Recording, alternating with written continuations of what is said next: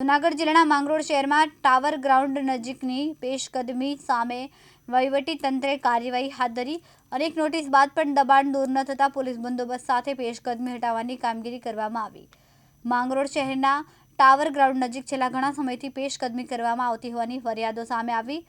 આ મામલે વહીવટી તંત્ર દ્વારા પેશકદમી ધારકોને અનેક વખત નોટિસ આપવામાં આવી, પરંતુ પેશકદમી દૂર કરવામાં ન આવતા આખરે તંત્ર દ્વારા કાર્યવાહી કરવામાં આવી।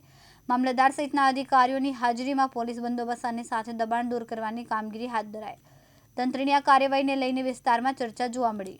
ટાવર ગ્રાઉન્ડ ખાતે જે અનધિકૃત દબાણ બાબતે આપણે છેલ્લા 8 મહિનાથી અમને નોટિસ આપેલી। ગયા અઠવાડિયે પણ એમને નોટિસ આપેલી, છેલ્લી વાર તાકીદ પણ કરેલી કે 7 દિવસ સુધીમાં આપનો જે સામાન છે, કિંમતી સામાન લઈ લો।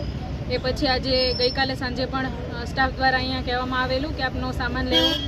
સવારે જેસીબી આવી અને દબાણ દૂર કરવાની કાર્યવાહી કરવામાં આવનાર છે, છતાં પણ કોઈ કાર્યવાહી ન થતાં સવારે આપણે 11 વાગે પીજીવીસીએલને મોકલેલા, જેથી એમનું લાઇટ કનેક્શન કપાઈ જાય। ત્યારબાદ પણ ટીમે ફરી પાછી અમને રજૂઆત કરેલી કે આપનો સામાન લઈ લો, 3 વાગે આપણે જેસીબી આવવાનું છે અને આપનું દબાણ હટાવવાનું છે। એમ છતાં પણ એમના દ્વારા કોઈ પણ કાર્યવાહી ના કરવામાં આવતા સરકાર દ્વારા 4 મજૂરો અહીંયા મૂકવામાં આવેલા, એમનો સામાન વ્યવસ્થિત રીતે બહાર મૂકવા માટે, અને મોટાભાગનું દબાણ છે અત્યારે દૂર કરવામાં આવી રહ્યું છે। થોડુંક એમનું જે નોમિનલ એક મકાન પૂરતું છે કે જેમાં એમનું કિંમતી સામાન છે, એમના માટે એમણે 1 દિવસની મુદત માગી છે, એ કાલ બપોર સુધીમાં એ પૂરું કરી દેશે, એટલે કાલે પણ સમગ્ર જે દબાણ છે દૂર કરવામાં આવે છે। પ્રકાશ લાલવાણી, દિવ્યાંગ ન્યૂઝ, માંગરોળ, જૂનાગઢ।